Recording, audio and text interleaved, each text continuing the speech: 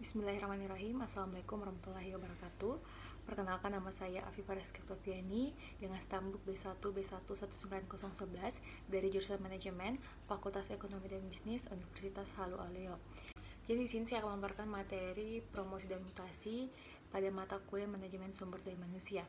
Jadi langsung saja saya akan memaparkan materinya. Pada slide pertama yaitu arti dan pentingnya promosi.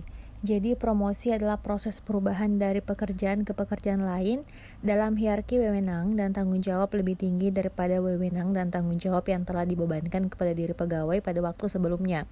Jadi promosi biasanya diimbangi dengan kenaikan kompensasi bagi pegawai yang bersangkutan.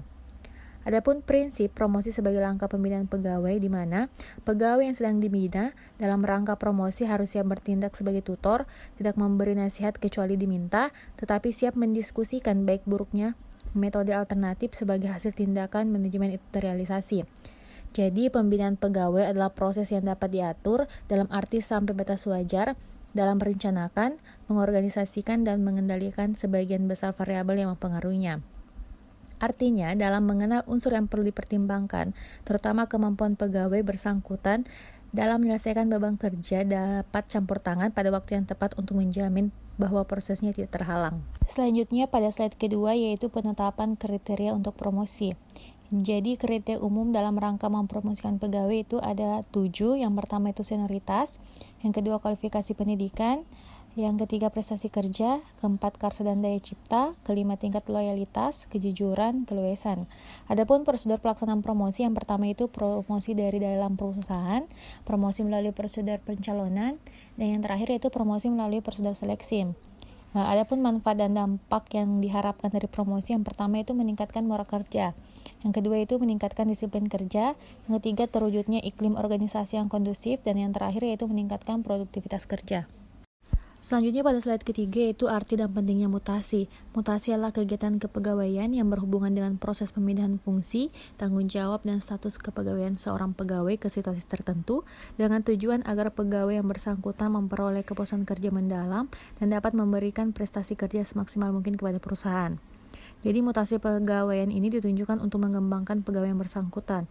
Namun tidak selamanya mutasi ditujukan hanya untuk pembinaan dan pengembangan pegawai, tetapi mungkin karena penyebab lain seperti untuk melaksanakan tugas dan pekerjaan baru karena yang biasa melakukannya, contohnya seperti meninggal dunia, keluar dari pekerjaan, atau karena kondisi fisik dan psikisnya sudah tidak sesuai dengan beban tugas dan pekerjaan yang harus dilaksanakan dan sejenisnya. Adapun jenis mutasi atau pemindahan itu terbagi menjadi 2. Yang pertama itu mutasi atas keinginan pegawai, dan yang kedua itu mutasi kebijakan manajemen pegawai. Adapun faktor penting dalam mutasi, yang pertama yaitu mutasi disebabkan kebijakan, yang kedua yaitu mutasi dasar prinsip yaitu the right man on the right place, yang ketiga mutasi untuk meningkatkan moral kerja, mutasi sebagai media kompetisi rasional, mutasi sebagai langkah promosi, mutasi untuk mengurangi labor turnover, dan yang terakhir yaitu mutasi harus terkoordinasi. Selanjutnya yaitu demosi. Demosi adalah lawan dari promosi, yakni penurunan pegawai di dalam organisasi atau perusahaan. Artinya pemindahan pegawai ke jabatan lain yang lebih rendah dalam organisasi. Penurunan jabatan jarang terjadi mengingat dampak negatifnya terhadap moral pegawai. Penurunan ini mungkin terjadi apabila organisasi mengalami krisis dan tidak mampu beroperasi. Jadi dalam suatu organisasi kemungkinan biasa terjadi promosi, bisa juga akan terjadi demosi terhadap pegawai. Selanjutnya ada beberapa hal yang perlu diperhatikan terkait dengan demosi, antara lain yang pertama itu hubungan horizontal dan vertikal tiap jabatan, yang kedua itu penilaian kecakapan pegawai, yang ketiga penentuan tugas, wewenang dan tanggung jawab setiap pegawai, yang keempat penilaian prestasi kerja, dan yang kelima itu ramalan lowongan dan data pegawai. Terima kasih, itulah tadi pemaparan materi dari saya. Lebih dan kurangnya mohon dimaafkan. Wabillahi taufiq wal hidayah. Wassalamualaikum warahmatullahi wabarakatuh.